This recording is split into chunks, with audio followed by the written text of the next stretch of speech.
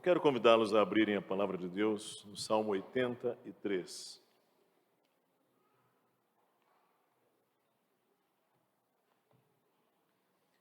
Salmo 83.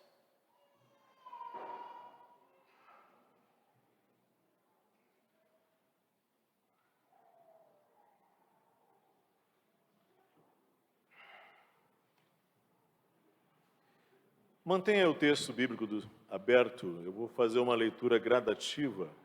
Isso pode ajudar bastante na melhor compreensão da palavra desta manhã. Você deve se lembrar que no último domingo de cada mês, nós estamos considerando aqui os Salmos, especialmente o terceiro livro dos Salmos, que são os Salmos 73 a 89, foram salmos compostos pelos levitas. Por isso tenho chamado essa série do quarto domingo de O Coração do Levita. Hoje chegamos ao Salmo 83. E antes de lermos, é bom a gente lembrar-se que a Bíblia é um livro realista. Se você não gosta muito da realidade, talvez você terá um pouco de dificuldade com a Bíblia, porque a Bíblia é um livro realista. Ela não romantiza as coisas. E a Bíblia nos informa que uma parte, uma cota, um quinhão de se viver neste mundo são inimigos. Existem muitas e muitas histórias na Bíblia para nos ensinar um realismo sobre isso. Na época do rei Acabe, ele era rei de Samaria, ele tinha, por assim dizer, um palácio de inverno em Jezreel. E ao lado do seu palácio de inverno havia uma vinha. A vinha de um homem habitante daquele lugar, chamado Nabote. Nabote, ele recebera a vinha de herança de seus pais. E ele cuidou da vinha. Ele zelou por ela. E os hebreus tinham com as vinhas relações muito fortemente emocionais.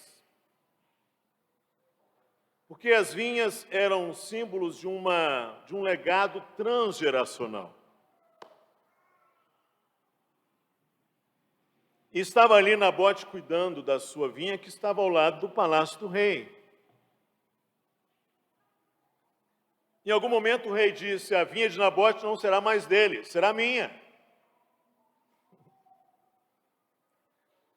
Aquele rei mimado, voluntarioso, disse: eu quero a vinha de Nabote para mim.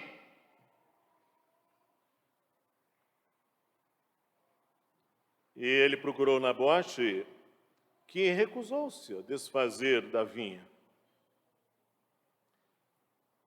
O que havia de errado nisso? Ele disse: eu recebi essa vinha dos meus pais, cuido dela, não quero me desfazer dela. Mas Acabe não lidou bem com isso. Ele definhou-se. Ele minguou. Ou, para usar uma linguagem contemporânea, ele deprimiu.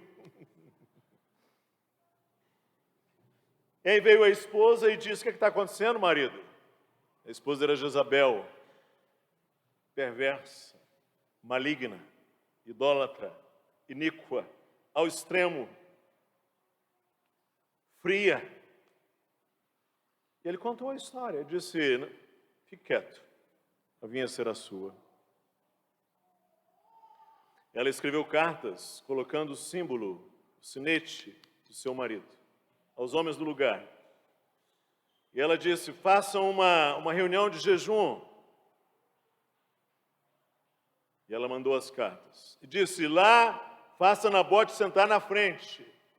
Ele sentou-se à frente. e coloquem duas testemunhas falsas, perversas, na frente dele. Eles colocaram. E as testemunhas digam: Nabote blasfemou contra o rei e contra Deus. E as testemunhas disseram. Arrastaram Nabote para fora da cidade. Apedrejaram. Até que não houve mais um suspiro nas suas narinas. E ele morreu. E os cães vieram e lamberam o seu sangue.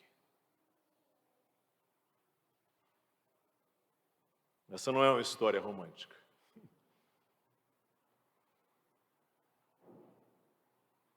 Essa é uma história realista. Deus vai precisar enviar o profeta Elias lá para resolver essa situação. Tamanha a malignidade do episódio. Nabote encontrou inimigos pela frente. Um rei mimado, voluntarioso, uma rainha perversa, iníqua, idólatra. E você vai se perguntar, o que ele fez para ter esse inimigo? Que por fim, aliás, inimigos que por fim lhe tiraram a vida. Sabe o que ele fez? Ele cuidou bem da vinha que herdou de seus pais. E ele disse ao rei: eu não tenho condições de vender o que recebi de herança de meus pais. Enfim, o grande problema de Nabote, o grande problema dele foi ter uma vinha ao lado do palácio de um rei ambicioso. Estamos aqui diante de um salmo que fala de inimigos. Vejam os versos de 1 a 5, Salmo 83. Ó Deus, não te cales, não te emudeças, nem fiques inativo, ó Deus. Os teus inimigos se alvoroçam e os que te odeiam levantam a cabeça. Tramam astutamente contra o teu povo e conspiram contra os teus protegidos. Dizem: vinde, risquemo-los de entre as nações, e não haja mais memória do nome de Israel. Pois tramam concordemente e firmam alianças contra ti. O levita começa falando dos inimigos de Deus e do seu povo. Ele diz: Israel tem inimigos. E ele vai dizer que há uma relação entre o Deus da aliança e o povo da aliança. Que Israel é como casa de Deus, como família de Deus. Israel é como esposa de Deus. Israel é como vinha do Senhor. Por isso ele vai dizer aí no verso 2, teus inimigos. Teus inimigos. No verso 3, no verso 5 ele diz, firmam aliança contra ti. Mas ele dirá também no verso 3, é o teu povo. São os teus protegidos. E eles dizem, risquemo-los de entre as nações e não haja mais memória do nome de Israel. O que os inimigos querem? É isto. Vamos riscar Israel de entre as nações e não haja mais memória do nome de Israel. Veja o verso 12. E disseram, apoderemo-nos das habitações de Deus.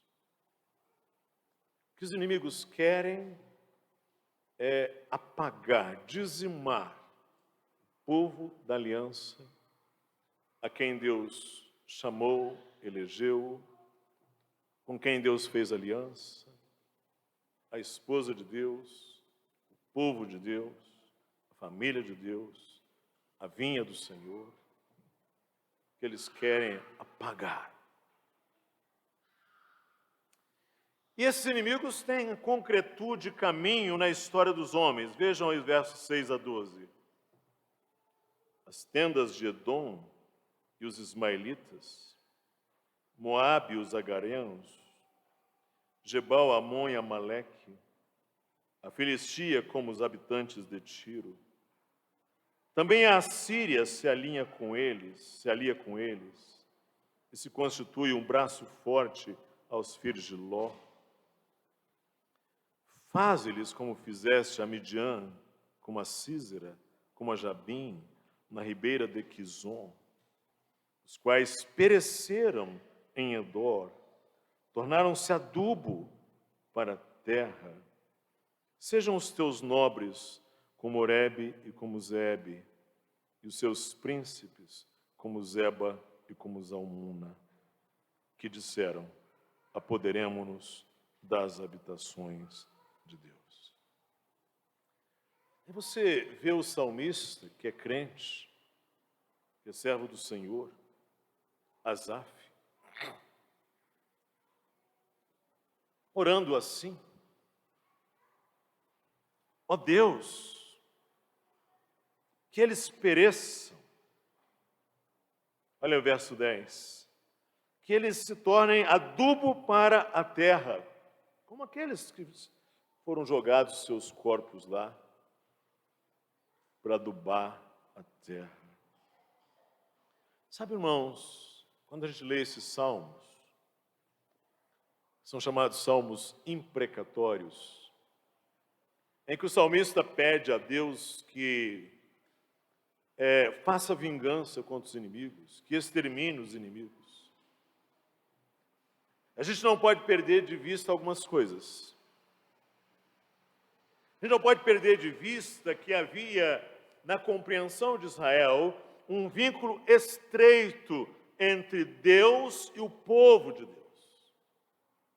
Ou seja, para Israel não era só uma questão de defender a sua pele.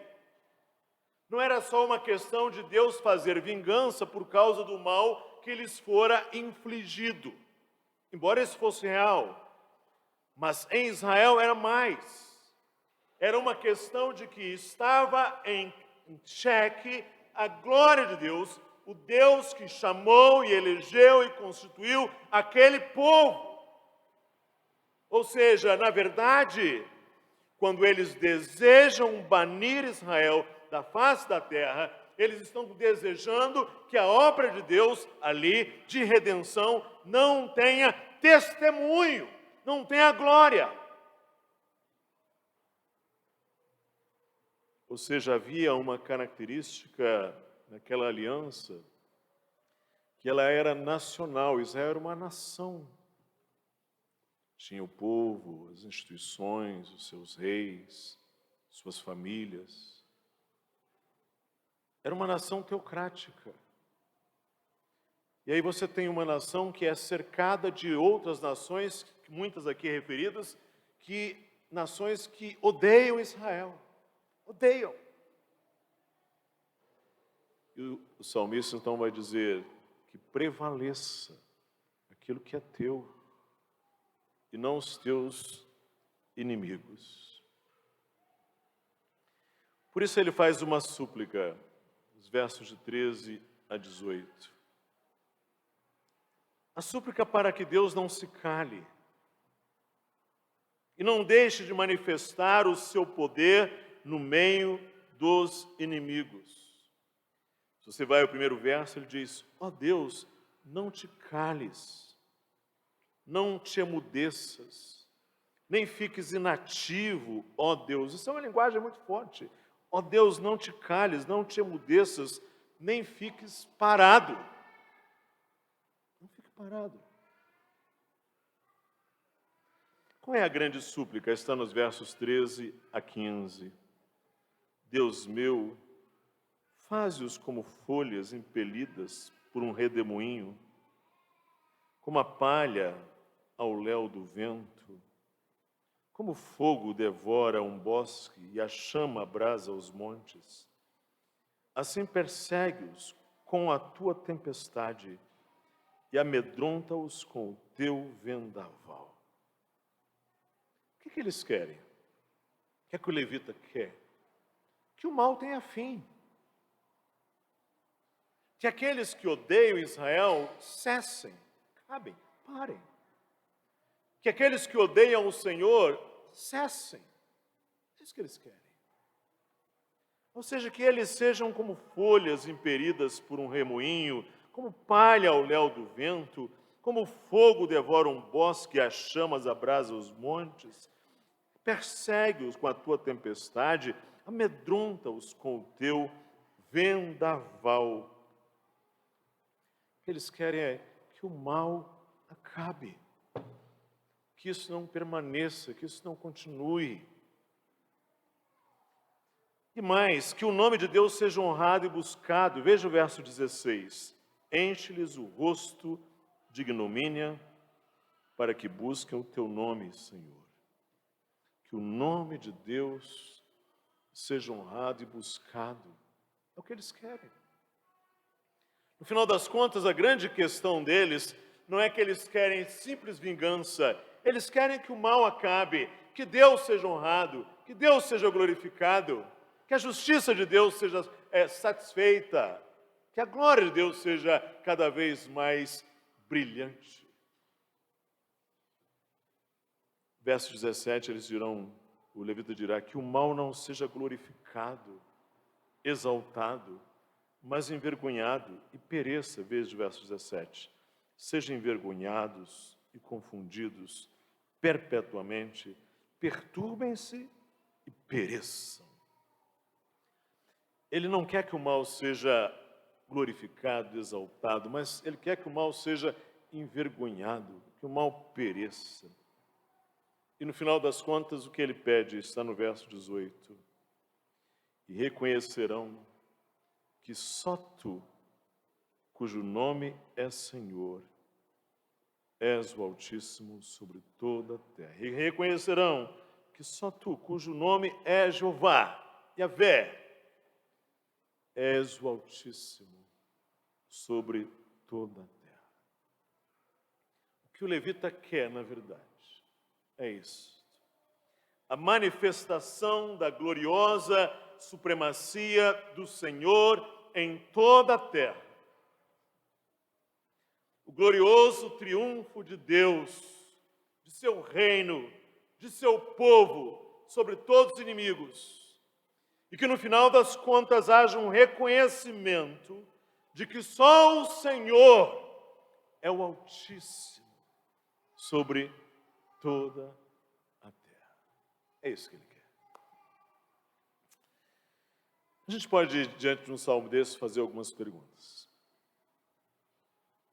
Às vezes as pessoas dizem assim, todos são amigos de Deus? Ou todos são filhos de Deus? Daí você precisa fazer algumas perguntas. O mal existe? Ele é real? Há uma batalha espiritual neste mundo? O mal é maligno? Outra pergunta que você pode se fazer: o ódio ao bem é uma realidade?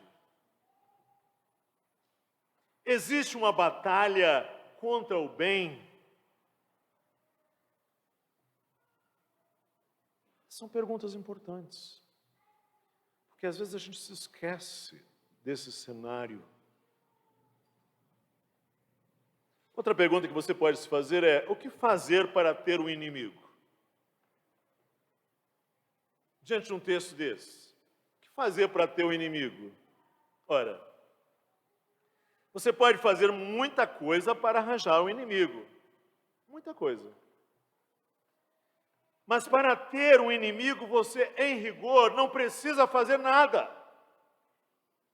Isso é uma verdade do realismo bíblico.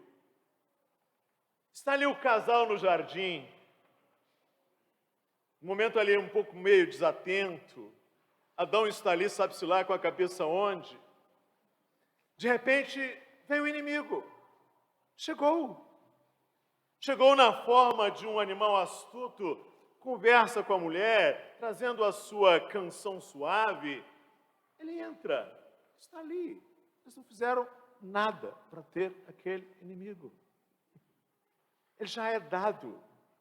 Ele é real. Está Abel oferecendo o seu sacrifício ao Senhor, temente ao Senhor. Ele toma das ovelhas do seu rebanho e traz ali uma oferta ao Senhor, um holocausto ao Senhor. O Senhor recebe a sua oferta. Imediatamente tem um inimigo. E o inimigo é o seu próprio irmão. Nabote foi apedrejado porque possuía uma vinha vizinha ao palácio do rei. Isso aqui é uma mensagem para nós de você não precisa fazer algo de mal para que alguém odeie você.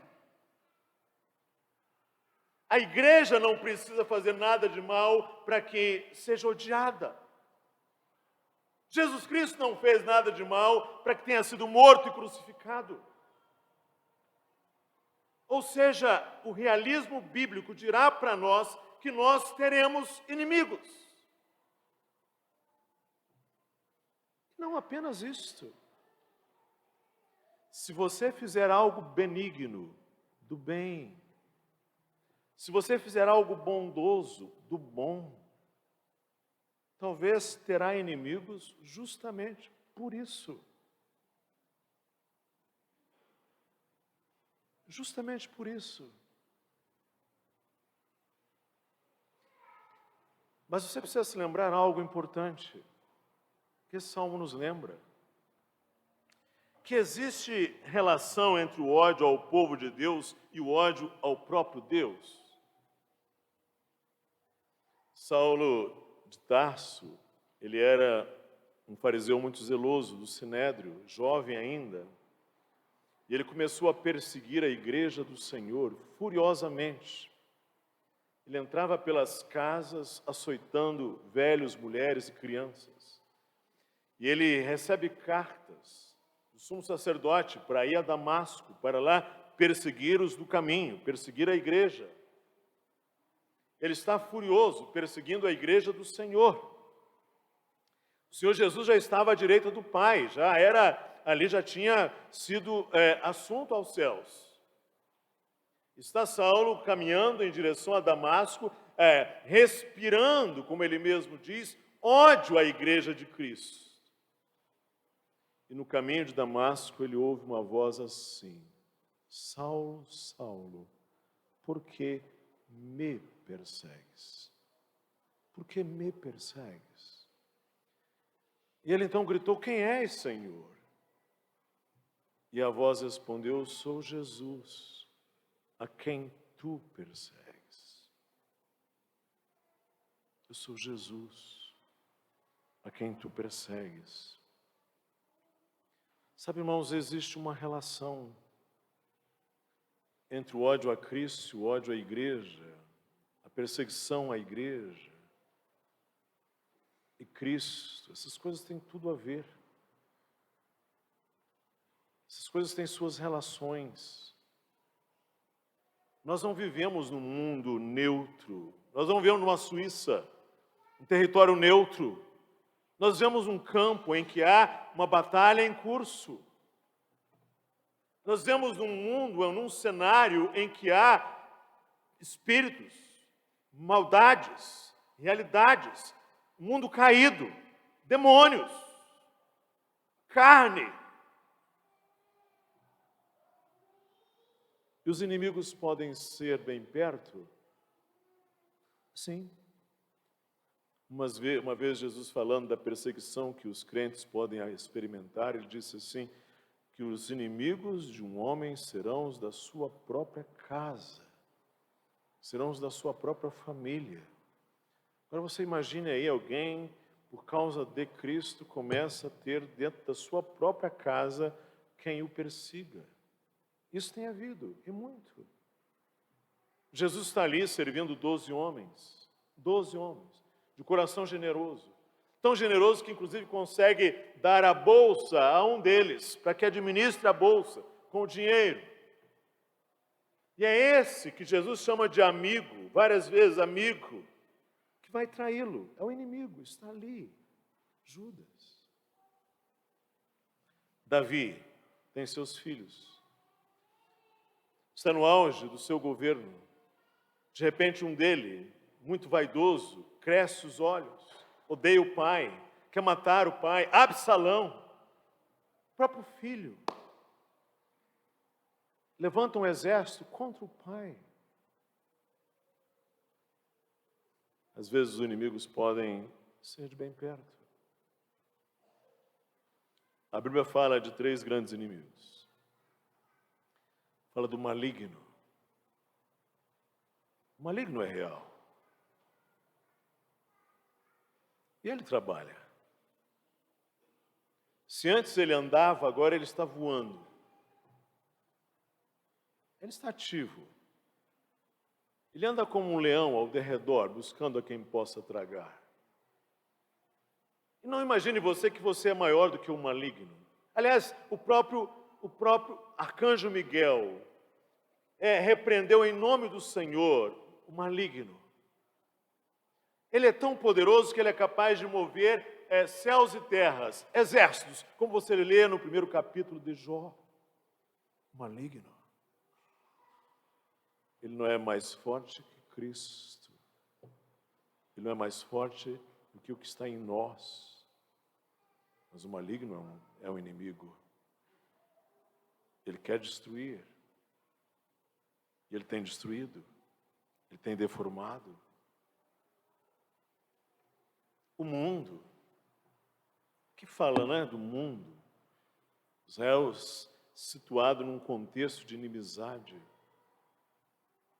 Esse mundo odeia Deus. Mas se a gente acha que esse mundo ama a Deus, não. Esse mundo não ama a Deus, irmãos. Nós sabemos que não. O mundo e a carne, que somos nós. Que inimigo forte é a carne? A carne deseja ser compensada, suas ambições, seus desejos, suas vaidades. A carne deseja glorificar-se. A carne não gosta de ser contrariada. A carne não fica bem se está insatisfeita. A carne não aceita o governo absoluto do senhorio de Cristo. A carne quer ser lustrada, polida, adornada, enfeitada. Agora você imagine o que acontecia quando Cristo não glorificava os desejos carnais das pessoas. É óbvio, a carne odeia a Cristo. Porque a carne é faminta. Ela tem apetite voraz. Ela é ávida por satisfazer os seus desejos. A carne não lida bem com as frustrações. Por isso é preciso andar no Espírito e não nas inclinações da própria carne. Sim, a Bíblia tem um realismo. Por isso que às vezes não dá para nós fazermos leituras muito românticas, platônicas da Bíblia. Porque essas leituras assim tiram os nossos pés do chão. Aí você vai dizer, mas pastor, a gente não aguenta muito a realidade, não é verdade? É verdade. Nenhum ser humano suporta muito a realidade. Porque a realidade é muito dura. Você vai dizer assim, é preciso alguma idealização, é preciso algum romantismo, sim, eu entendo. Mas sabe, a Bíblia não tira os nossos pés do chão. O que ela faz? Ela nos oferece um olhar mais amplo. Ela nos oferece um olhar mais abrangente. Ela nos oferece um olhar mais compreensivo para toda a realidade. Jesus contou uma parábola que ajuda a gente a compreender bem isso. O chamado sermão parabólico, ou sermão do reino, ele diz que um homem semeou no seu campo a boa semente, só boa semente. Semente escolhida, semente de qualidade, semente de bom trigo. Ele semeou no seu campo só boa semente. Mas aí vem Jesus Cristo no seu realismo e diz assim: enquanto os homens dormiam, veio o inimigo dele, semeou o joio no meio do trigo e retirou-se, pé na estrada. Veio o inimigo, enquanto os homens dormiam, e semeou o joio. Uma coisa interessante, esse joio e o trigo, é porque eles crescem, eles têm aparência, eles têm alguma semelhança. Mas o trigo é trigo, o joio é joio. E aí diz Jesus assim: quando a erva cresceu e produziu fruto, apareceu também o joio. Então, vindo os servos do dono da casa, lhe disseram: Senhor, não semeaste boa semente no teu campo? De onde vem, pois, o joio? Ele, porém, lhes respondeu: o inimigo fez isso. O inimigo fez isso. Isso é um realismo. Mas é triste parar aqui, eu sei. Por isso a Bíblia nos oferece, a palavra de Cristo nos oferece um olhar mais abrangente, um olhar mais compreensivo para toda a realidade. E é isso que nós precisamos ter, irmãos. Esse olhar mais amplo, mais abrangente, mais compreensivo de toda a realidade. Jesus vai dizer assim: mas os servos lhe perguntaram: queres que vamos e arranquemos o joio? O Senhor disse: não. Replicou ele: para que ao separar o joio, não arranqueis também com ele o trigo. Deixai-os crescer juntos até a colheita, e no tempo da colheita, direi aos ceifeiros: ajuntai primeiro o joio, atai-o em feixes para ser queimado, mas o trigo recolhei-o no meu celeiro. Sabe o que Jesus faz aqui? É trazer um realismo de que nós vivemos num mundo em que há o mal, em que há inimigos, mas a parte mais importante da realidade é contemplada pelos olhos da fé, os olhos que o levita tinha, ou seja, olhos da fé. Ou seja, Jesus vai dizer: o trigo não deve ser danificado, ele é preservado. Jesus dirá: virá o dia da colheita, virá o dia da perfeita separação. Jesus dirá: o trigo será guardado no celeiro do Senhor. E Jesus dirá finalmente: o destino do joio será o fogo. Ou seja, esse olhar abrangente que você não pode perder jamais. E reconhecerão que só tu, cujo nome é Senhor, és o Altíssimo sobre toda a terra. Qual o fim dos inimigos do Senhor? Qual o destino dos inimigos do Senhor? O apóstolo Paulo escreveu assim: então virá o fim, quando ele entregar o reino a Deus e Pai, quando houver destruído todo o principado, bem como toda a potestade e poder, porque convém que ele reine até que haja posto todos os inimigos debaixo dos pés. O último inimigo a ser destruído é a morte, porque todas as coisas sujeitou debaixo dos pés. E quando diz que todas as coisas estão sujeitas, certamente exclui aquele que tudo lhe subordinou. Quando, porém, todas as coisas lhe estiverem sujeitas, então o próprio Filho também se sujeitará àquele que todas as coisas lhe sujeitou, para que Deus seja tudo em todos. Eu termino dizendo para você que isso deve ser esperança, isso deve ser conforto, isso deve ser encorajamento para mim, para você, para todos nós. Ou seja, que a realidade completa, ela é muito maior do que aquela que está diante dos nossos olhos. Isso deve nos lembrar que quando eu me vir assediado pelo mal, quando você se vir assediado pelo mal, quando você se vir assediado pelo inimigo, quando você estiver debaixo de terrível prova, e você não identificar motivo para isso, tal como Abel, tal como Nabote, você estiver sofrendo sem identificar razões para isto,